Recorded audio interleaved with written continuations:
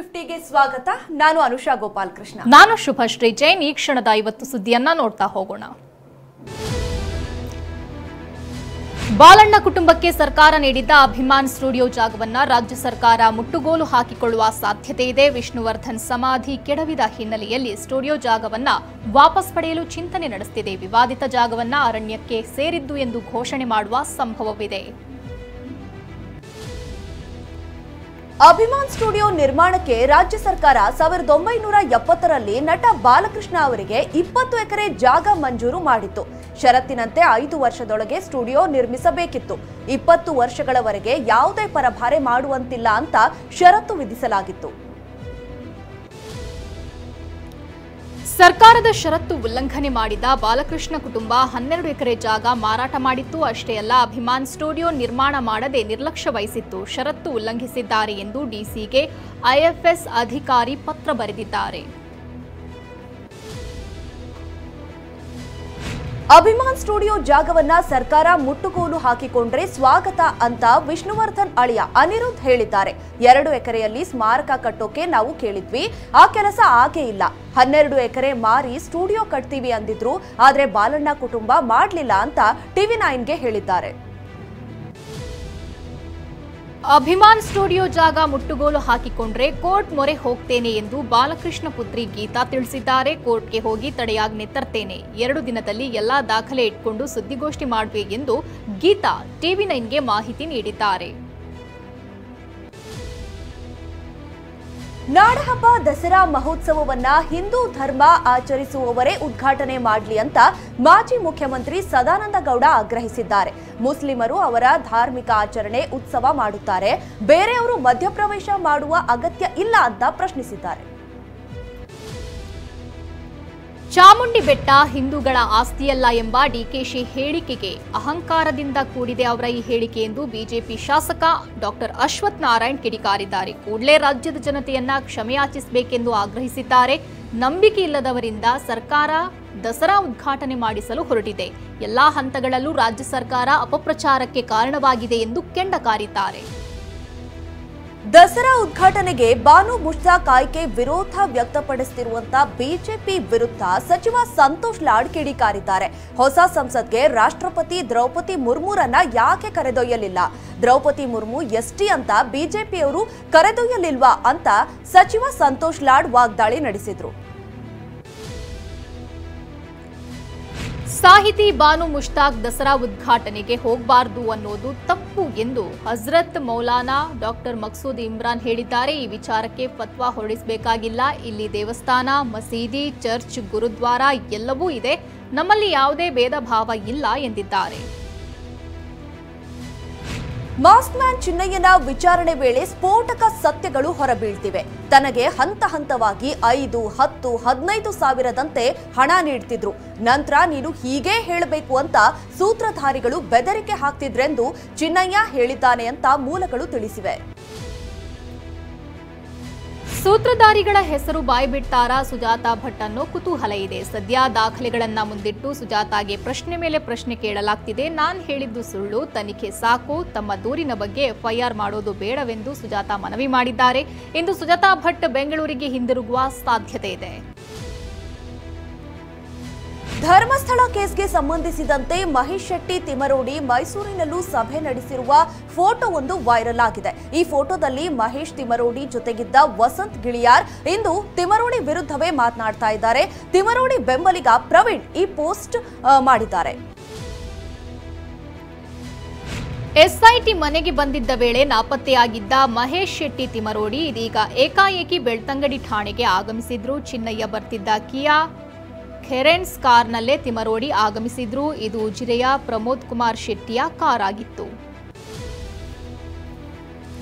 ಗಿರೀಶ್ ಮಟ್ಟಣ್ಣನವರಿಗೆ ಸಂಕಷ್ಟದ ಮೇಲೆ ಸಂಕಷ್ಟ ಎದುರಾಗ್ತಾ ಇದೆ. ಧರ್ಮಸ್ಥಳದ ಸಾಮೂಹಿಕ ವಿವಾದ ಬಗ್ಗೆ ಹಾಗೂ ಹೆಣ್ಣು ಮಕ್ಕಳ ಗೌರವಕ್ಕೆ ಧಕ್ಕೆ ತಂದಿರೋ ಆರೋಪದ ಅಡಿ ಗಿರೀಶ್ ಮಟ್ಟಣ್ಣನವರ್ ವಿರುದ್ಧ ರಾಜ್ಯ ಮಹಿಳಾ ಆಯೋಗಕ್ಕೆ ದೂರು ನೀಡಲಾಗಿದೆ. ಕಾವೇರಿ ಕೇದಾರ್ನಾಥ್ ಎಂಬೋರ ನೇತೃತ್ವದಲ್ಲಿ ದೂರು ಸಲ್ಲಿಸಲಾಗಿದೆ.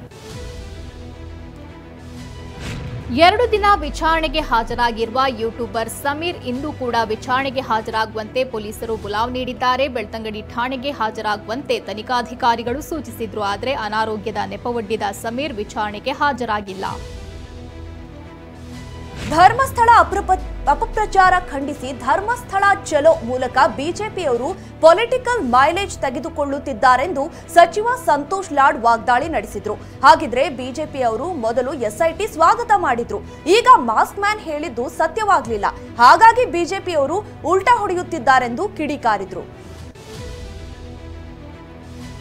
ಮಹಾರಾಷ್ಟ್ರದಲ್ಲಿ ಭಾರೀ ಮಳೆಯಾಗ್ತಿದ್ರೆ ಬೆಳಗಾವಿ ಜಿಲ್ಲೆಯ ಚಿಕ್ಕೋಡಿಯಲ್ಲಿ ಪ್ರವಾಹ ಉಂಟಾಗಿದೆ. ಕೃಷ್ಣಾ ನದಿ ಪ್ರವಾಹಕ್ಕೆ 100 ಎಕರೆ ಬೆಳೆ ಹಾನಿಯಾಗಿದೆ. ಬಾವನಸೌದತ್ತಿ ಗ್ರಾಮದಲ್ಲಿ ಕಬ್ಬು, ಟೊಮ್ಯಾಟೊ, ಮೆಣಸಿನಕಾಯಿ ಬೆಳೆ ಕೊಚ್ಚಿ ಹೋಗಿದೆ. ಬೀದರ್ ಜಿಲ್ಲೆಯ ಜೀವನಾಡಿ ಕಾರಂಜ ಡ್ಯಾಂನ ಒಳಹರಿವು ಹೆಚ್ಚಳವಾಗಿದೆ. ಹೀಗಾಗಿ ಜಲಾಶಯದ 8 ಕ್ರಸ್ಟ್ ಗೇಟ್ಗಳಿಂದ 10,000 ಕ್ಯೂಸೆಕ್ ನೀರು ಬಿಡುಗಡೆ ಮಾಡಲಾಗಿದೆ. ಇದರಿಂದಾಗಿ ಮಾಂಜ್ರಾ ನದಿ ಮೈದುಂಬಿ ಹರಿಯುತ್ತಿದೆ. ನೀರು ಬಿಡುಗಡೆ ಹಿನ್ನೆಲೆಯಲ್ಲಿ ನದಿ ತೀರದ ಜನರು ಎಚ್ಚರಿಕೆಯಿಂದ ಇರುವಂತೆ ಸೂಚಿಸಲಾಗಿದೆ. ಗದಗದಲ್ಲಿ ಸುರಿಯುತ್ತಿರೋ ಮಳೆಗೆ ರೈತರು ಕಂಗಾಲಾಗಿದ್ದಾರೆ. ಅಡವಿ ಸೋಮಾಪುರ ಗ್ರಾಮದಲ್ಲಿ ರಾಶಿ ಮಾಡಿದ ಹೆಸರು ಸಂಪೂರ್ಣ ಹಾಳಾಗಿದೆ. ಹೆಸರು ಬೆಳೆ ಕಪ್ಪು ವಾಸನೆ ಬರ್ತಿದ್ದು ಮೊಳಕೆ ಒಡೆದಿದೆ. 2 ವರ್ಷಗಳಿಂದ ವಿಮೆ ಬಂದಿಲ್ಲ, ಈಗಲಾದರೂ ಕೊಡಿ ಎಂದು ರೈತರು ಗೋಳಿಡ್ತಿದ್ದಾರೆ. ಯಾದಗಿರಿ ಜಿಲ್ಲೆಯಲ್ಲೂ ಪ್ರವಾಹದಿಂದ ಅವಾಂತರವಾಗಿದೆ. ಅಬ್ಬೆ ತುಮಕೂರು ಗ್ರಾಮದಲ್ಲಿ ಅಪಾರ ಪ್ರಮಾಣದ ಹತ್ತಿ ಬೆಳೆ ನಾಶವಾಗಿದೆ. ಹತ್ತಿ ಜಮೀನು ಕೆರೆಯಂತಾಗಿದ್ದು ರೈತರು ಕಂಗಾಲಾಗಿದ್ದಾರೆ. ಪರಿಹಾರ ನೀಡಬೇಕೆಂದು ಸರ್ಕಾರವನ್ನ ಆಗ್ರಹಿಸಿದ್ದಾರೆ. ರಾಯಚೂರು ಜಿಲ್ಲೆಯ ಲಿಂಗಸುಗೂರಿನಲ್ಲಿ ಸುರಿದ ಮಳೆಯಿಂದಾಗಿ ಚರಂಡಿ ನೀರು ಮನೆಗಳಿಗೆ ನುಗ್ಗಿದೆ. ಭೂಪರ್ ಗ್ರಾಮದ ದಲಿತ ಓಣಿಯ ಮನೆಗಳಿಗೆ ಚರಂಡಿ ನೀರು ನುಗ್ಗಿ ನಿವಾಸಿಗಳು ಪರದಾಡುವಂತಾಗಿದೆ. ಓಣಿಯಲ್ಲಿ ಸರಿಯಾದ ಚರಂಡಿ ವ್ಯವಸ್ಥೆ ಇಲ್ಲ ಅಂತ ಅಧಿಕಾರಿಗಳ ವಿರುದ್ಧ ಸ್ಥಳೀಯರು ಆಕ್ರೋಶ ಹೊರಹಾಕಿದ್ದಾರೆ. ಮಳೆಯಿಂದಾಗಿ ರಾಯಚೂರು ಜಿಲ್ಲೆಯ ಸಿರವಾ ತಾಲೂಕಿನ ರಸ್ತೆಯು ಕೆಸರುಗದ್ದೆಯಂತಾಗಿದೆ. ಹೈದರಾಬಾದ್ ಬೆಳಗಾವಿ ರಾಷ್ಟ್ರೀಯ ಹೆದ್ದಾರಿಯಲ್ಲಿ ಸಂಚರಿಸುವುದೇ ದುಸ್ತರವಾಗಿದೆ. ಬೈಕ್ ಸ್ಕಿಡ್ ಆಗಿ ಸವಾರರಿಬ್ಬರು ಗಾಯಗೊಂಡಿದ್ದಾರೆ. ರಸ್ತೆ ದುರಸ್ತಿ ಮಾಡದ ಅಧಿಕಾರಿಗಳ ವಿರುದ್ಧ ಸ್ಥಳೀಯರು ಆಕ್ರೋಶ ವ್ಯಕ್ತಪಡಿಸಿದ್ದಾರೆ.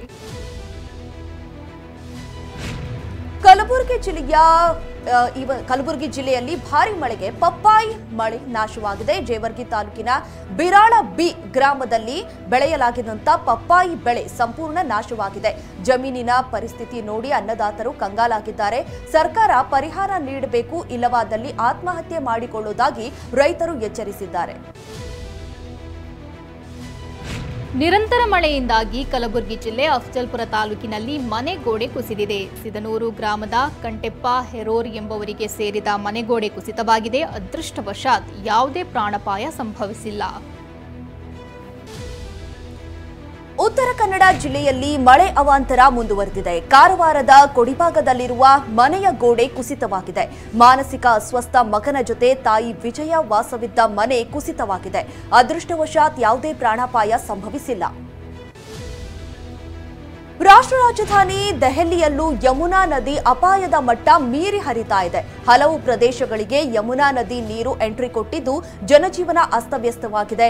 ಮಳೆ ಆರ್ಭಟಕ್ಕೆ ಜನರು ಬೆಚ್ಚಿ ಬಿದ್ದಿದ್ದಾರೆ. ಪ್ರಧಾನಿ ಮೋದಿ ಹಾಗೂ ಅವರ ತಾಯಿಗೆ ನಿಂದನೆ ಆರೋಪ ಹಿನ್ನೆಲೆಯಲ್ಲಿ ಕಾಂಗ್ರೆಸ್ ಸಂಸದ ರಾಹುಲ್ ಗಾಂಧಿ ಕ್ಷಮೆ ಯಾಚಿಸಬೇಕೆಂದು ಕೇಂದ್ರ ಗೃಹ ಸಚಿವ ಅಮಿತ್ ಶಾ ಆಗ್ರಹಿಸಿದ್ದಾರೆ. ಮೋದಿ ಬಗ್ಗೆ ಹೇಳಿಕೆಯನ್ನ ಖಂಡಿಸಿರುವ ಅಮಿತ್ ಶಾ ಇದು ರಾಜಕೀಯದ ದೊಡ್ಡ ಪತನ ಎಂದಿದ್ದಾರೆ. 2 ದಿನಗಳ ಜಪಾನ್ ಪ್ರವಾಸ ಕೈಗೊಂಡಿರೋ ಪ್ರಧಾನಿ ನರೇಂದ್ರ ಮೋದಿ ಟೋಕಿಯೋಗೆ ಆಗಮಿಸಿದ್ದಾರೆ. ಟೋಕಿಯೋದಲ್ಲಿ ಮೋದಿಗೆ ಅದ್ಧೂರಿ ಸ್ವಾಗತ ದೊರಕಿದೆ. ಮೋದಿ ಅವರು ಭಾರತ ಜಪಾನ್ನ 15ನೇ ಶೃಂಗಸಭೆಯಲ್ಲಿ ಪಾಲ್ಗೊಳ್ಳಲಿದ್ದಾರೆ.